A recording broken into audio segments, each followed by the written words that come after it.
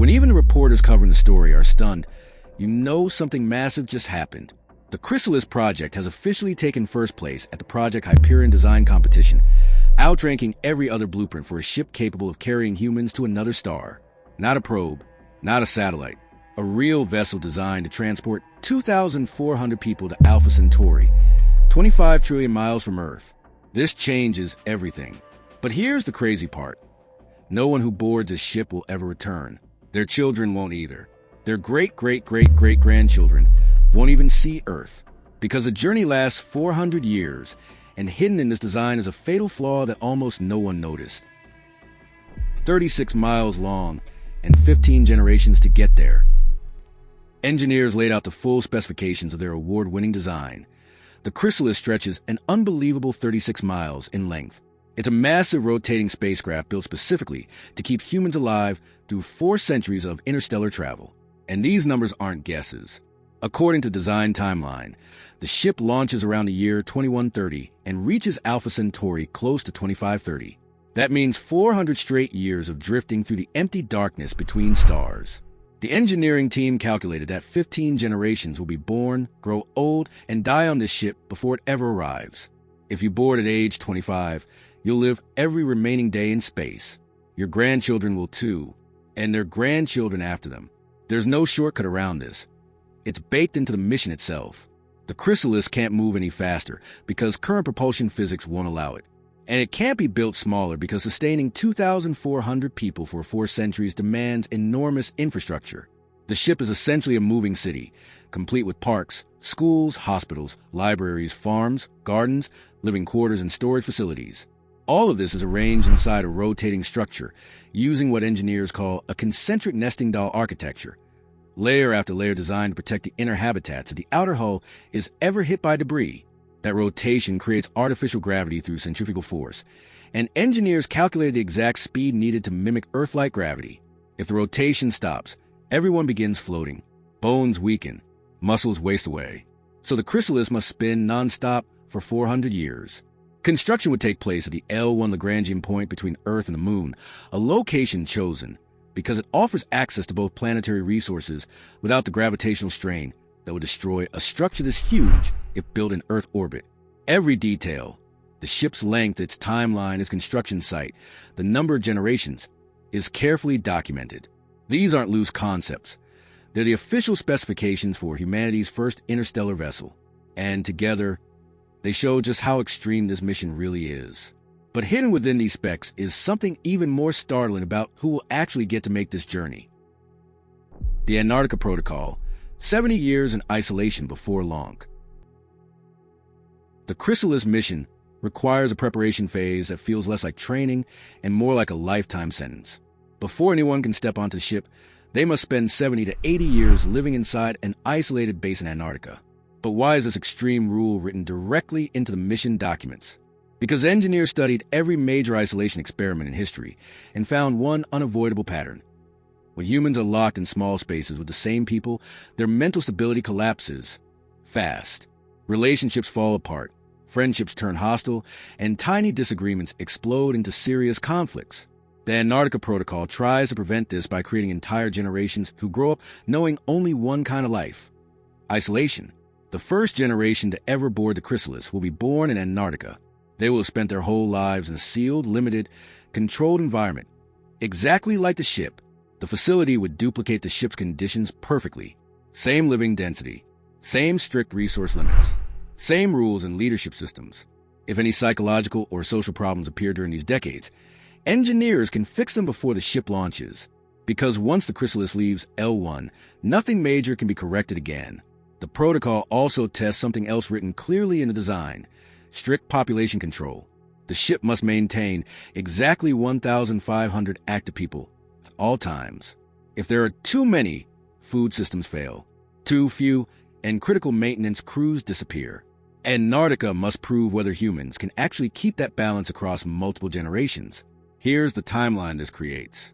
Your great-grandparents volunteer around 2050 and move to Antarctica forever. Your grandparents are born in that facility. They grow up hearing that one day their children might be chosen for the mission. Your parents are born there too and spend decades training. And eventually, maybe You are selected to board the Chrysalis.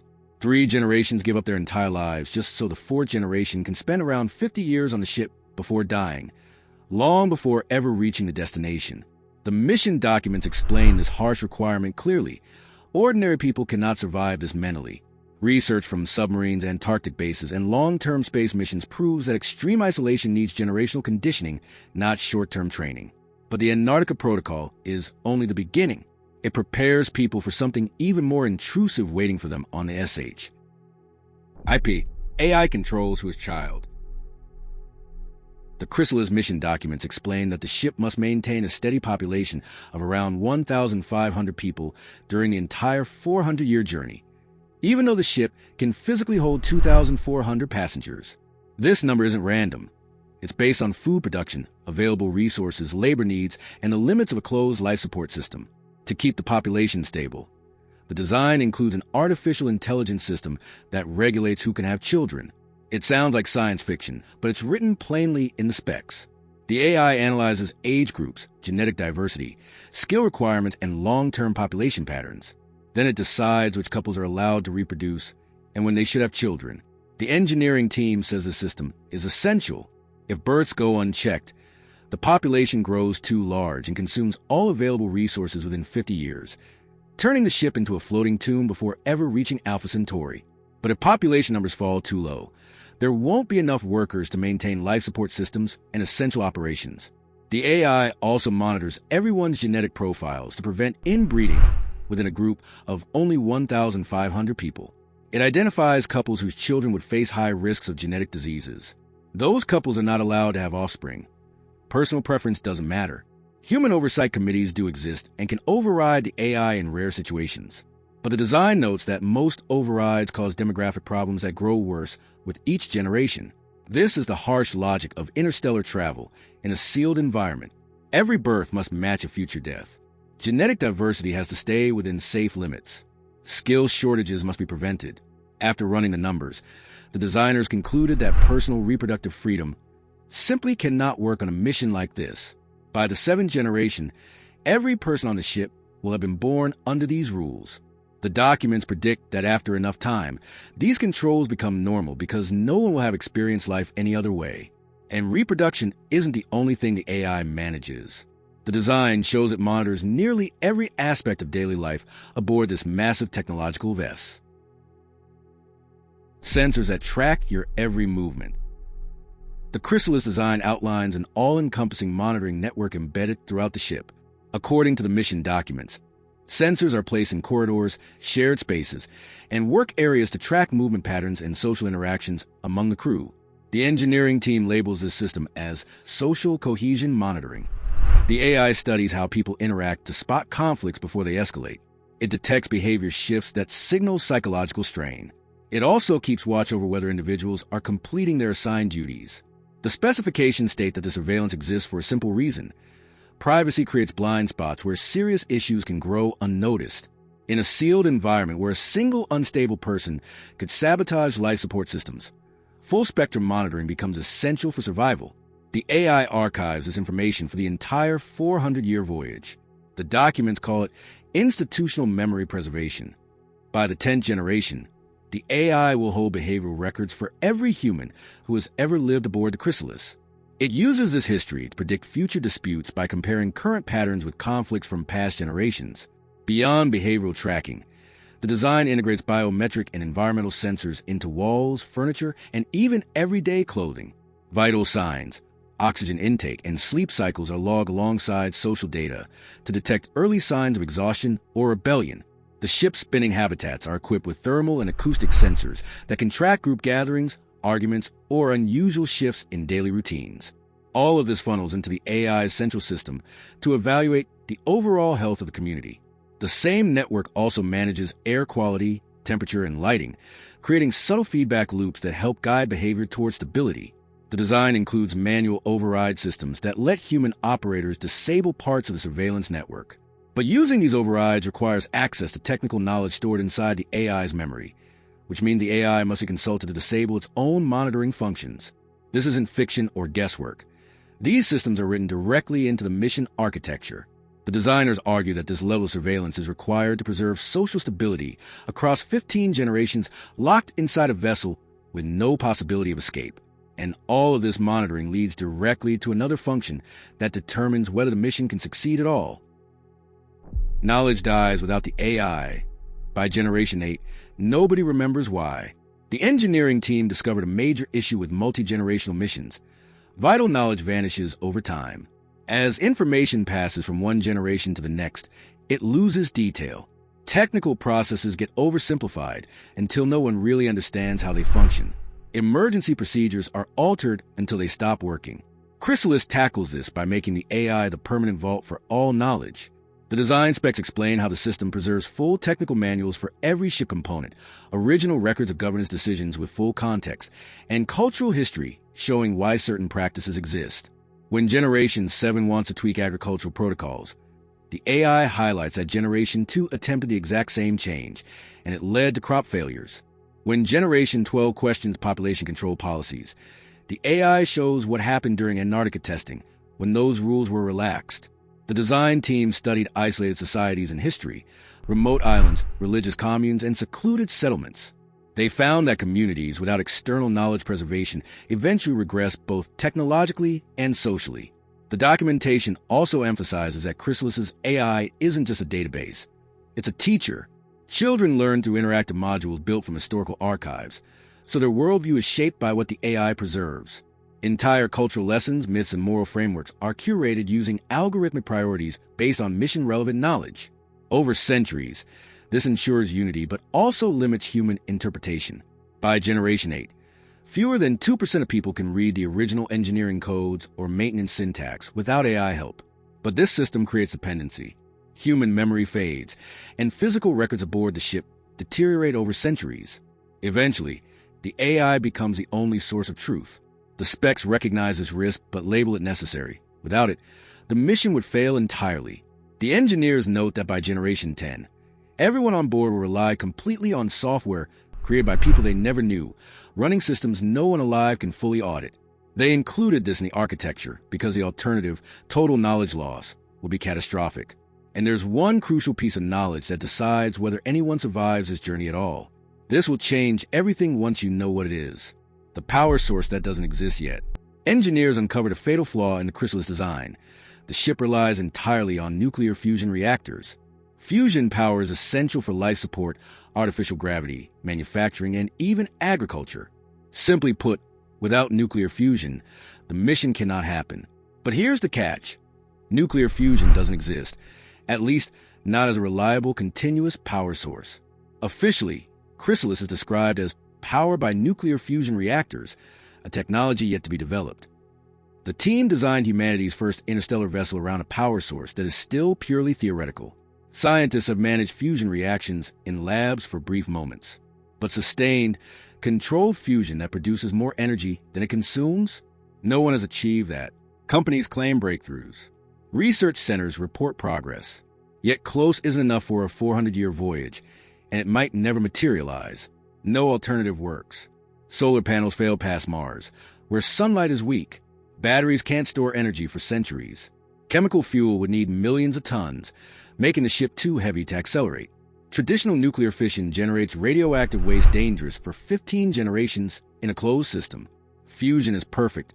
If it exists, it offers immense energy, uses deuterium and tritium from water, and produces helium waste that's useful on board. 1 kilogram of fusion fuel equals the energy of 10,000 tons of coal. Engineers projected fusion technology will be viable in 30 to 40 years, giving enough time to build reactors before the 20 to 25-year ship construction. The design hinges entirely on that assumption. But what if they're wrong? What if fusion takes 60 or 80 years? Or physics simply won't allow it at the necessary scale? The specs list no backup. The ship cannot launch without functional fusion reactors. Everything else could be ready, the hull complete, passengers prepared in Antarctica, course plotted at Alpha Centauri. But if fusion fails, the mission stalls indefinitely. Despite this, engineers proceed, betting 400 years of human lives on the assumption that fusion is inevitable. Chrysalis is a groundbreaking concept, capable of interstellar travel, but only if fusion is invented first. Without it, this marvel remains a paper design, never to leave Earth. After 50 years of acceleration, there's no turning back. The Chrysalis mission calls for constant acceleration for roughly 50 years post-launch. Fuel burns as the ship builds velocity toward Alpha Centauri. Once it hits top speed, propulsion stops, and momentum carries the ship for the remaining 350 years. Stopping would need energy equal to the entire acceleration phase. The ship doesn't carry enough fuel. Reversing course? Impossible. Once Chrysalis reaches full speed, everyone aboard is committed. No abort option exists. Maximum velocity is about 10% of light speed. At that speed, the ship travels 63 billion miles per year. Alpha Centauri lies 25 trillion miles away. The math is exact. 400 years minimum. Destination: Proxima Centauri b, an exoplanet in its star's habitable zone. Specs suggest it's Earth's size with possible liquid water. But possible is based on spectral data from 25 trillion miles away. No advanced mission can verify conditions. Light-speed communication means any probe would take decades to relay results. By then, Chrysalis is already en route. The final generation will attempt landing based on 400-year-old projections. If Proxima Centauri b is uninhabitable, too hot, too cold, toxic, or dry, there's no plan B. Specs acknowledge this risk, but offer no alternative destination. This is the truth engineers revealed: a one-way mission to a planet we cannot confirm is habitable, with no turning back after 50 years. Crew either reaches Proxima Centauri b or dies trying. Those are the only possible outcomes. And the timeline for this journey exposes an even bigger challenge. Construction should start now, but nothing's happening. The Chrysalis won first place at the Project Hyperion Design Competition in August 2025. Just a few months ago, engineering specifications estimate construction will take 20 to 25 years. The Antarctica Protocol requires 70 to 80 years of preparation. Total timeline: launch around 2130 if everything stays on schedule. But nothing is moving. No nation has committed funding. No space agency has prioritized the L1 infrastructure needed for construction. The Antarctic Isolation Facility hasn't even broken ground. Right now, the ship exists only as blueprints and specifications. That's it. Meanwhile, other interstellar concepts are advancing fast. The Sunbeam mission proposes electron beam propulsion, reaching Alpha Centauri in 40 years, 1/10 the Chrysalis timeline. Breakthrough Starshot aimed for a 20-year transit using laser-push light sails. The engineers argue Chrysalis offers colonization capacity, 2,400 people ready to settle a new world. Beam propulsion and light sails carry instruments, not populations. But if faster propulsion works before Chrysalis is built, the multi-generational approach could become obsolete. There's another timing problem. Fusion technology must mature in 30 to 40 years to fit the construction schedule. But research funding isn't accelerating. The breakthrough everyone is counting on might not happen in time. Even the L1 assembly plan, building at the Earth-Moon Lagrange point, requires lunar resources, orbital shipyards, and autonomous fabrication systems, all still in prototype stages. Political hesitation and competing national agendas have stalled collaboration. Every year delay risks turning Chrysalis from visionary to relic. A design future historians may call humanity's dream that came too late. The design is complete. Mission architecture detailed. Engineering challenges solved. Yet humanity's first interstellar ship exists only on paper. Without real commitment, Chrysalis remains a competition winner that never flies. And here's the question nobody dared ask. What if this is our last chance and we're already too late? Engineers revealed the ship in August 2025. Design complete. Timeline mapped. But each year of delay makes a 2130 launch less likely. Chrysalis is more than a spacecraft. It's a test of humanity's ability to commit across generations. The people who would design the fusion reactors haven't been born. Those who will board haven't been born. The final generation won't arrive at Proxima Centauri b for 400 years. We're asking society to invest trillions in a payoff no one alive today will see. Unlike pyramids, cathedrals, or moon landings, Chrysalis has no immediate beneficiaries. Meanwhile, climate change worsens, resource conflicts rise, and political cooperation falters. Conditions needed to build this tech marvel over 25 years may not exist by 2130. And if stability breaks down, Chrysalis might be needed as an emergency vessel before it's ready for a proper launch. That scenario isn't the specs. Engineers plan careful prep, tested systems, and train passengers. Emergency evacuation means launching whoever fits, rely on untested systems, and hoping partially trained crews survive a 400-year journey. Other nations could build their own ships. The competition allowed entries worldwide. China could build one, Russia could build one. Multiple ships might reach Alpha Centauri at the same time, creating competing claims to Proxima Centauri b. The engineers solved the technical challenges. They designed a ship that could work. They calculated how to sustain 2,400 people for 4 centuries. Humanity's first interstellar ship could be real. But real requires commitment, funding, international cooperation, sustained across generations. And 3 months after winning, none of that exists. This will change everything. If we actually build it, Chrysalis could make humanity a multi-star species, establishing a permanent presence beyond our solar system. It could prove we're capable of thinking beyond our own lifetimes. Or it could join the list of brilliant concepts humanity never had the courage to build. Knowledge exists. Specifications exist. The only question, will we commit to constructing our future, or will this design remain humanity's ship that never flew? So here's what matters. If we know how to build humanity's first interstellar ship of tech that doesn't exist yet, but we do nothing, what does that say about our survival chances? Will we act while resources and stability allow it, or wait too long? Look back at the August 2025 specs and realize we had the plans for survival but never built them? Let us know your thoughts in the comments. Thanks for watching. We'll see you in the next video.